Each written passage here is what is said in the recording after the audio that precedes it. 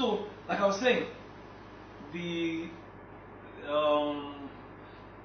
directing anger for the married folks. How are you going to balance, not venting the anger on your spouse, but the situation itself? So that's why you must, first of all, understand, like I said before, that you must understand your role. Because when you don't understand your role, then you'll be fighting for something. Because sometimes when you vent your anger towards your spouse, you're actually fighting yourself. You get it? So because the Bible says the two shall become one. So first, you must understand that you are the sacrificial lamb. And accordance with gospel, Ephesians 5, you're the sacrificial lamb that will determine stability in your home, in the family. You understand? So if you understand that, so when situation arises and that your humanity, comes up, the anger comes up. The reason why we pull the anger on our spouse is because we see her as the object of the reason why you are angry. You get it? And that's why you address her. Sometimes you might be angry, you might use a word that's rude, because the Bible says whatever you call her, that's what she is. So during anger, you might use some words, you might call her some names, which maybe 1 hour ago you were saying babies, and now you're angry. Anger has changed. So those words are gone. So you're not calling her something. So she becomes like, how do I put it? Then you put her in the place of, she not begin to understand, who am I? Because you're the one that defines your right. So she begin to struggle with identity, several questions, and emotions, subconsciously. Who am I?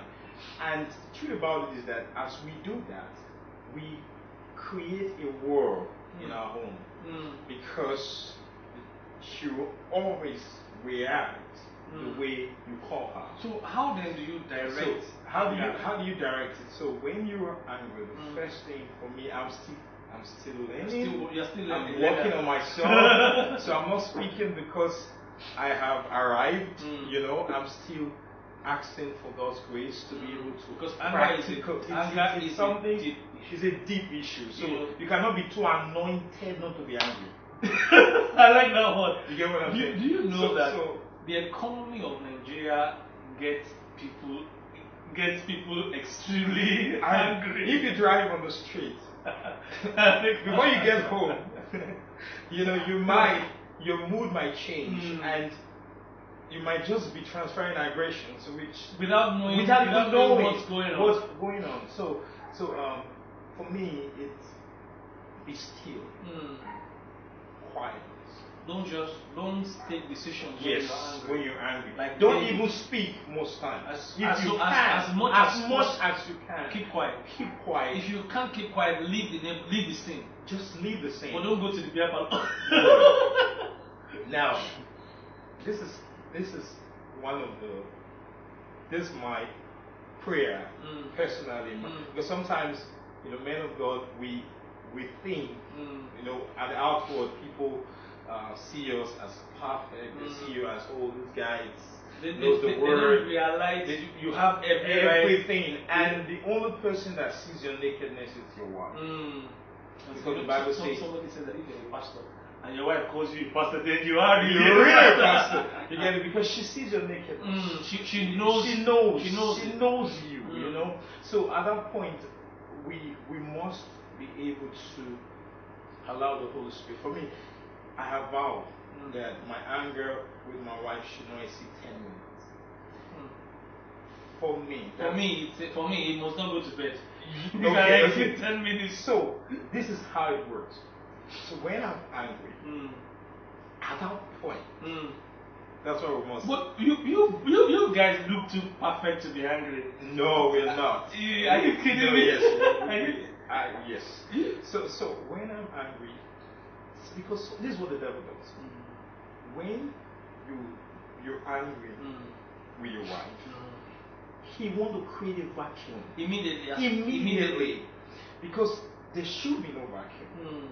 So when that vacuum is created, it takes longer time to Fill it up. You get that's why I said 10 minutes. Because the longer it stays, the more you have a work to do to come back to create it, because you are the one that will create it. Because she's emotional. She's just an emotional toy. You get it? So you are the man. You get it? You are the priest. Sorry.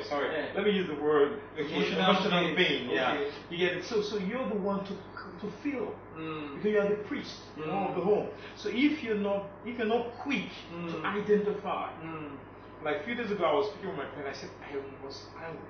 So and it was before 10 minutes. Your wife looks too innocent to get you angry. Except you choose to get angry yourself, David.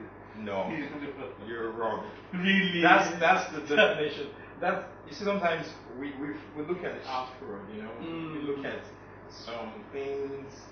We are petty, you know. I always want to hold my wife everywhere. I just want to be around her. She want to be around me. Sometimes you feel the sense of romance, you know. I like that, you know. It's because the connections. You must connect with your wife physically. Even sometimes people feel in this part of the world. It's not so. No, the love birth thing is not so common here. Let's forget about this teenage play. For real, you must connect with your wife. Verbally, you must connect. Physically. Words of affirmation. So you must connect. You must make sure that those medium of connections are there. They are strongly established. Guess what? When anger the moment in, anger comes in, that's the first part it knocks out. That's interesting. So normally you want to kiss your wife every maybe depends on you. Sometimes I feel like in an hour I should kiss my wife like twice or 3 times.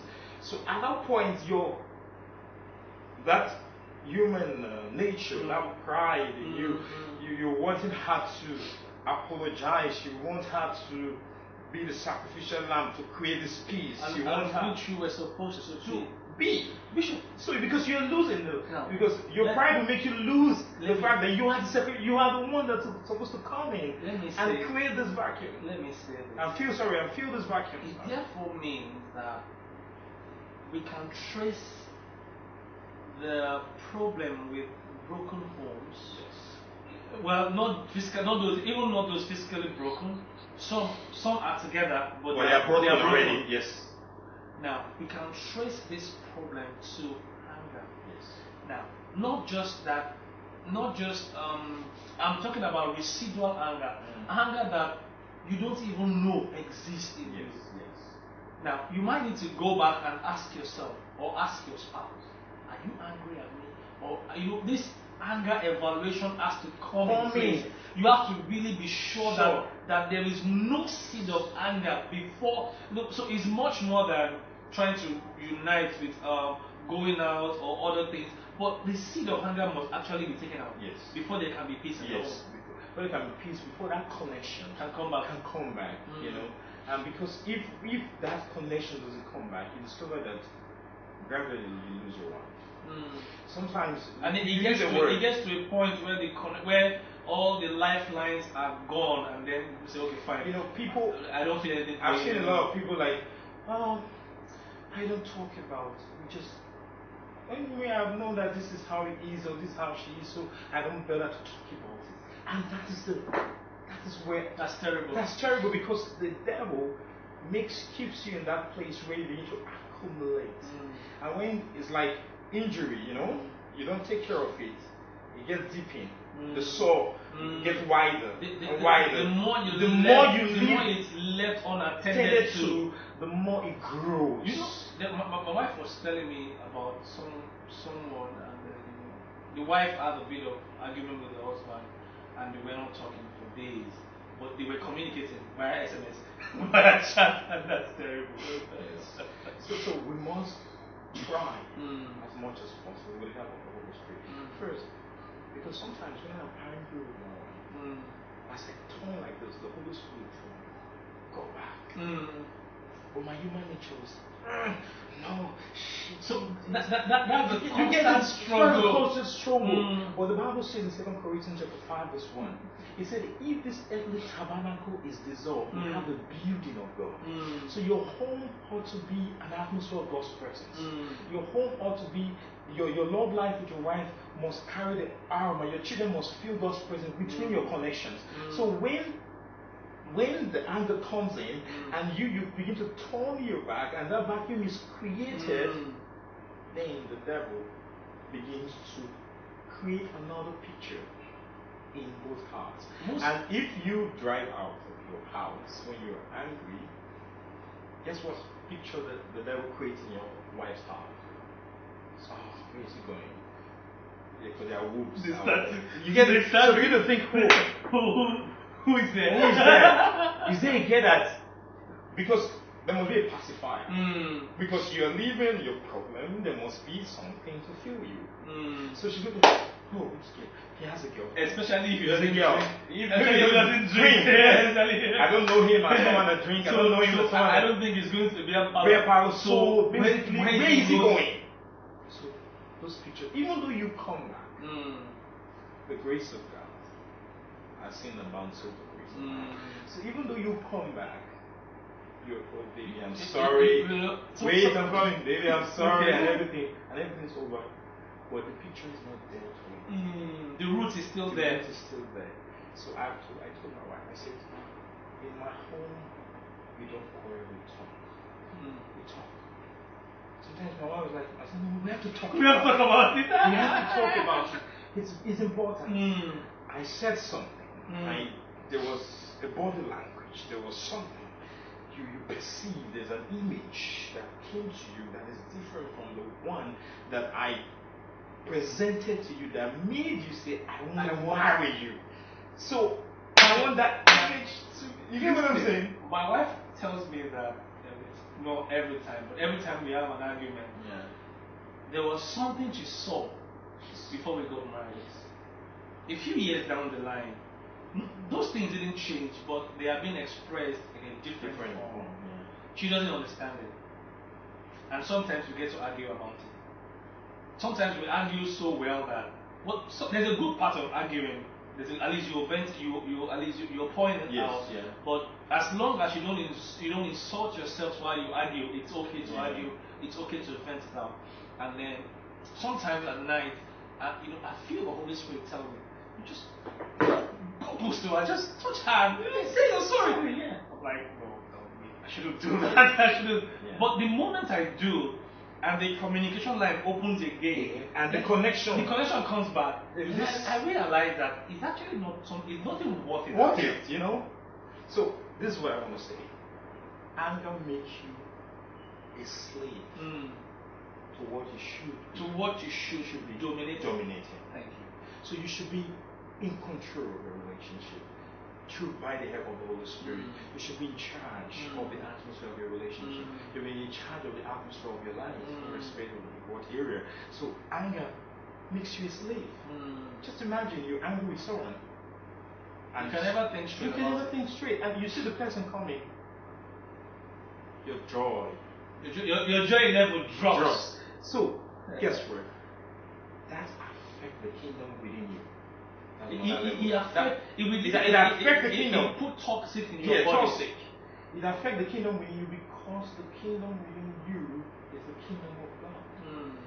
Because that kingdom runs on joy. On the floor. It runs on joy. So the moment that whatever affects the joy level, it's sinful anger. So I'm amazed when people fight with their wife and they're angry, they still come to church to speak in tongues. How did they do it? I told my wife, before we got married, I told her, I said, I forgive you before you hurt me. So I give you that advance forgiveness. I give her so it's dangerous because I'm human, it's dangerous. So sometimes when she do something, I'm like, is it because I said that? You know what I'm saying? So the reason why I did that is because my walk with God, which will empower me to become the best husband, which will empower me to become the best father, which will empower me to become the best person to my society, to be able to be a source of joy to my environment, that thing will be altered if I allow resentment and anger to come into my life. So that's why I told her forgive her. So in other words, I said, because when I'm angry with you, I can't pray. I can't worship. I can't connect with God. Because we are one, you know. And I'm angry with myself. I'm angry with the presence. I'm angry with everything about me. So I cannot flow. Anger is doing more damage. It's doing more damage. So that's why we must be sensitive. So that's the word. Because we are not most times. We must be sensitive. We have to be deliberate. Deliberate. It's not something that no, you don't deal with anger. No.